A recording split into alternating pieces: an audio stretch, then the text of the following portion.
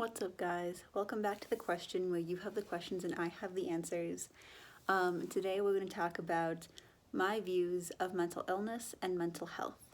But before we get started, I just want to say that I know it has been a good 2 to 3 months now since I last made a video. I just want to say that I'm sorry for that. I haven't really been inspired to make anything. There's nothing I've really been wanting to talk about, but this topic today is something that I've gone on so many rants and written so many papers about that I thought it'd be appropriate to immortalize it for all of the online world to see. Also, I'm in college now again, and I have a lot less free time on my hands. In fact, the only reason that I'm able to make this video for you guys today is because I went to urgent care because I can't really use my hand at the moment, and so my friends are making me not go to class today so I can rest and relax, and hopefully my hand feels better. If it doesn't feel better in like 3 days, I have to go get an x-ray to see if there is a fracture. They think my nervous system is just a little bit fucked up. So yeah, without further ado, let's get on to the video. So this issue came to me when I was writing my essay last year about Buddhist and Christian perspectives of mental illness and mental health. And what I noticed is that there is a very big language discrepancy on how we talk about mental illness and mental health, and also neurodivergencies. These are all overlapping, intersecting communities, but they're not all the same, but the language we use makes it very hard to distinguish what we're talking about. So, for example, when talking about mental illness, we tend to break it up into two separate categories of like,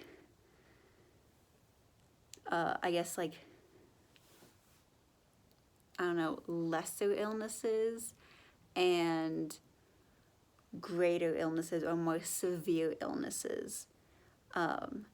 And so lesser illnesses are ones that we think are curable or manageable, or ones that will go away after a while and don't have too hard to understand symptoms. So for example, anxiety, depression, some forms of PTSD are all colloquially thought of as lesser illnesses.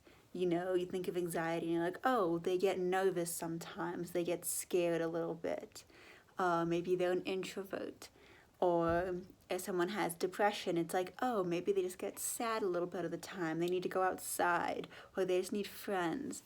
You know, it's something that we minoritize and tend to romanticize a lot of the time. Or it's like, oh, this is just like a minor issue that can be solved with the power of love and friendship, and is easily romanticized by the media.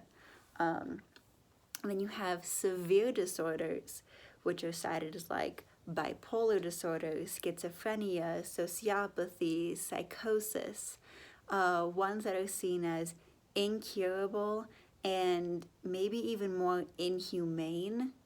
Ones that are actually like distorting your reality and causing you to act out. These are often associated with depictions of violence, like serial killers or people who are locked up in insane institutions, who can't distinguish what's real and what's not, who are active dangers to themselves and others. You know, these people do not get the same romanticization, do not get the same minimization. There's no, we can love this out of them. It's the, oh my God, they're gonna like shoot up an entire school, or they're gonna burn down the house, or they're gonna kill their own parents because they're insane. They can't feel human emotions, you know? And it's very funny that there's this huge discrepancy on mental disorders, you know, because like, first of all, the way we interpret anxiety and depression is completely not at all what anxiety and depression are. Anxiety and depression, along with PTSD and schizophrenia and sociopathy and psychosis and bipolar disorder and BPD, are all mental disorders because they all do, at the end of the day, the same thing. They distort your perception of reality to make you believe things that are not there. And now we see that very often, with schizophrenia, that's associated with hallucinations, hearing voices, physical things, physical attributes that we know for a fact are not there. But we don't relate those kinds of traits with anxiety and depression because we're like, oh, they're just making you feel emotions or they're making you feel scared. But it's not just feeling scared or feeling sad. It's altering your perception to be like everything is out to get you or everything is a physical threat to you all the time. So it's not like, oh my God, I'm irrationally afraid of my mother or something, or I'm just a little bit shy and I don't like public speaking. It's if I go up and public speak, like my mother could come in and like slap me in the face because I did something wrong. Like, that's not at all gonna happen, but you genuinely believe that, and your mind is like, oh my God, this is the worst possible thing that could happen. And even though there's zero chance that that's how it's gonna be, that's what it feels like. Or same thing with depression, where it's like, oh my God, this person's sad and they just need to be loved because they feel so lonely. It's like you could have all the friends in the world with depression, and still feel lonely because your brain is telling you that you don't have friends, And so it's not just, oh my God, I don't have friends. People need to love me. It's I have a tight-knit group of friends. I have a loving family, and my brain is still just like, actually, you have nobody. Actually, you are alone in the world. It's not something that you feel. It's something that your brain is altering your perception to see. Like another thing is OCD. People are like, oh, they're just like clean freaks, or they just like being neat. It's like, no, your brain is telling you that you need to do this thing or else the end of the world is gonna happen. I know many people are going to watch this and be like, you're making that up, you're exaggerating that just to be quirky and to get views. But no, that's actually how it works. And so the fact that we've romanticized a few of them and we actively demonize another one, essentially, fundamentally, they're all mental illnesses and they're all disorders because they all do the same thing, is crazy, actually. It's completely harmful because then you get these mental health movements and these mindfulness movements which approach the entire idea of mental health incorrectly. They approach it from a neurotypical, curable, romanticized view that like if you just put in enough work, if you're just kind enough to yourself, then eventually you'll be cured or eventually it'll go away. But that's the thing with mental illness, is that it doesn't actually go away. It's not something that you can just do yoga every morning and give yourself daily affirmations and journal every night and then it's like, oh my God, my anxiety is gone. Oh my God, my schizophrenia is gone. Oh my God, my depression is just gone because of the power of mindfulness. That's not how it works.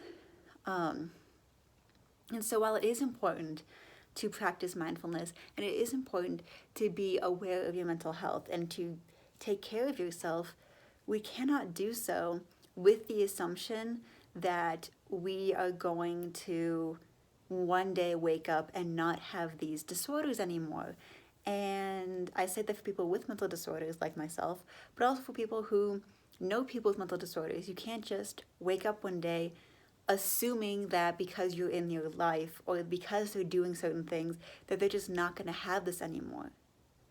Because it's really, really frustrating for the people with the disorders to have that entire societal mindset, because it feels like you're expecting something of them that they can't give you. One of the things I've been struggling with in college is that I realize a lot of my friends and a lot of the people that I've dated and loved, and even my parents oftentimes, expect this normalcy from me. You know, they expect me to be going to therapy, and one day I'm going to be like, I don't need therapy anymore because my depression, my OCD, my whatever the fuck I have is just gone now. Like, I just talked about my feelings, I did all the right things I needed to do, and now it's just boom, gone. And it's like, no, that's not how it works, because my brain is literally making the wrong hormones. And no matter how many people I talk to, whether these feelings are irrational or not, no matter how many toxic people I cut out of my life, or how many new friends I make, or how many people I date or make out with, no matter how many times I journal, no matter how many times I do everything right, I'm not gonna not be mentally ill. And that needs to be a bigger part of the movement than it already is not just mental illness awareness and mental health awareness, mental health and mental illness acceptance. Because it is really shitty when you know that everybody who's supposed to love and accept you and be there for you is so fucking tired of you because you're not getting better the way that you're supposed to. This isn't like a common cold where it's like, oh, I just need to sit down for like a week and then I'll be fine. No, this is something I'm going to be dealing with for the rest of my life. And there are medications I can take for it. But even then, it's like the minute I stop taking the medication, it's still going to be there. You know, the medication doesn't stop the illness from being there. It just suppresses the symptoms. And once I stop taking it, it's still going to be there. It's like if you miss taking flu medication when you have the flu, the medication doesn't cure you of the flu. It just suppresses the symptoms so you can work like a normal, productive person until the flu is gone. Except unlike the flu, disorders don't go away. And we need to stop acting like they do. So that was the first half. And I mentioned that there's a discrepancy also between mental disorders and neurodivergencies, labels. And I want to talk about that because neurodivergency is also a big movement that's happening. And it does overlap oftentimes with mental disorder, but they're also two different things. Because I established order, mental disorders, mental illnesses are an altering of perception of your brain. There's a hormone imbalance in your brain, and it's making you think a certain way, whether it is true or not. Versus a neurodivergency is not a hormone imbalance. Your hormones are working just fine. It's just your brain has a different way of perceiving the world. It's going to focus on different things. And I know that's really similar to altering your perception, but the difference is that with mental disorders, you're perceiving things that aren't actually there, whereas with neurodivergencies, I think you are highlighting different things. So the things you are seeing are there. You're just going to react to them differently, and they're going to have different input values in your brain than with neurotypical people. So like, for example, you could see a picture of a bright sunny day. So a neurotypical person could just look at that picture and be like, oh, cool, it's a bright sunny day. Maybe they'll note the kind of like clouds. Maybe they'll note that there's like a green hill over there, you know? For this analogy, someone with mental illness could be like, oh, this is a sunny day, and you know, if they're also neurotypical, they'll see the sunny day, and maybe their brain is just like, oh, well, you're never going to experience a sunny day that's as perfect as that, you know? Like if there's the depression in there, they'll be like, oh, well, you can never have a day like that. Which isn't true. Sunny days happen all the time, no matter where you are. There's a sunny day right now, even though it's cold. but your brain's just going to be like, you'll never experience that kind of like serenity and happiness. Versus someone with maybe autism, ADHD, any other kind of neurodivergency, could look at it and register that yes, it's a sunny day, but maybe they will catalog the specific color that was used for the sun or the specific shade of green and how it differs. You know, it's like you're perceiving the same thing and you're not altering what's there, you're just inputting it differently and highlighting different things and maybe reacting to it differently. Like maybe it's just a picture to you. Maybe what resonates with you is that it's fake, you know? And so someone could be like, oh yes, it's a bright sunny day. You can be like, okay, but it's a pencil drawing, you know? And there's nothing wrong with that. There's nothing inherently wrong with that either. And that's another thing that we need to do as a society, is that there is nothing inherently wrong or bad or to be ashamed about being either neurodivergent or mentally ill, you know? And that gets me to my third point, is that we as a society view everything through this lens of morality. And so if you don't fit into this like neurotypical, healthy, cishet, you know, white male mold, if you don't fit the fucking majority standard, they view you not only as like a failure of society or an outcast, but also as like a terrible person. Like you are willingly not conforming to this. And that makes you a horrible person. Like people get mad at me when I tell them that I'm hallucinating or that I have hallucinated. I have, just to lay it all on the table, I have depression, but I have kind of like psychotic major depression where it's like if I get depressed enough, I start not really hearing things, but like I see people, I feel people, I smell different things that aren't actually there. And if I tell someone that, they look at me like horrified. They're like, why would you do that? You know? Like, stop it. Why aren't you trying to stop it? And I'm like, well, I can't really make it stop. I don't choose when they show up or what shows up. It just happens, you know? And if you don't get better, they act like, oh, you're just doing this for attention. Like you have the ability to get better. You're just choosing not to, you know? Or they view you like you're disgusting or subhuman. Like you are awful for just being different in a way that you can't control. You know, it's like the same thing with ADHD, same thing with autism.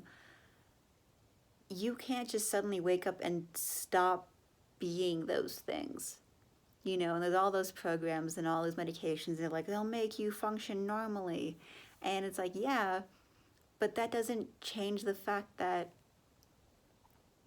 it doesn't. You know, like once again with ADHD medication, if you were to stop taking it, you would still have ADHD. You know, the pills doesn't make the ADHD go away. It just suppresses the symptoms so you can act normally. And there's nothing wrong with having these things, you know? They just are there and they highlight different things. There's nothing wrong with being mentally ill either. You know, there's no curse from God for being a shitty person. It's no bad karma that somehow you deserved it because you fucked up in a past life. They're just things that people have that make life harder, and it makes life twice as hard for these people when we judge them for it and treat them like subhuman freaks for it. And there's no reason.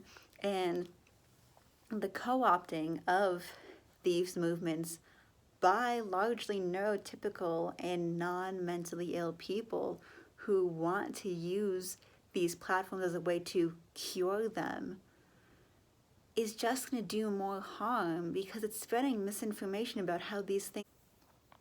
Yeah, I don't know really how to end this. except that stop expecting normalcy from everybody. Stop expecting curability and fixability from everyone and everything, because that's not how it works. And while people may have mental disorders and may be neurodivergent, there is a difference between mental disorders and neurodivergencies. And people can have both, people can have one or the other, and people can have neither. And there's nothing wrong with having neither. There's nothing wrong with having one, something wrong with having both. There's nothing wrong with taking medication. There's nothing wrong with not taking medication. But what is wrong is dehumanizing people who have mental disorders, who have neurodivergencies, and it is wrong to expect these people to just wake up and not have them, and then get mad at them when that doesn't happen, because that's not how it works. Mental health is important, but I'm not gonna lie, a lot of the mental health tips that we get are largely by and for neurotypical people, people without mental disorders, people without neurodivergencies. Journaling is yet something that everybody should do for daily stressors. You know, it's important to talk to people about what's going on in your life. It's important to work through issues. Therapy is for everybody. But there's a difference between working out daily stressors and working out, you know, like your past, and making sure that you feel at peace with yourself, and having your brain literally altering your perception of what's around you. You know, mental health tips are great for everybody, neurotypical, mentally ill, or neurodivergent, but the idea that they can fix what's going on is largely for neurotypical and non-mentally ill people. That's my hot take. Because mental health is important, but these tips are only so effective for certain people.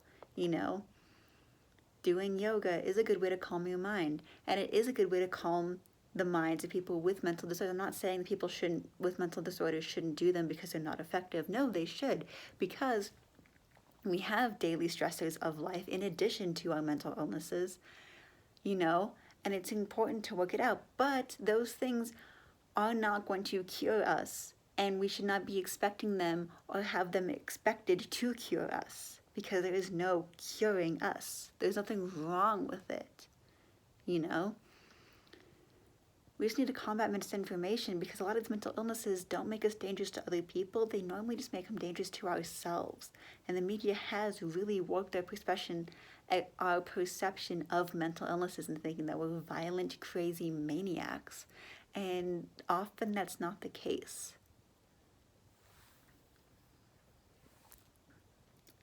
Yeah, I don't know what to say about this anymore. It's week 9 here, and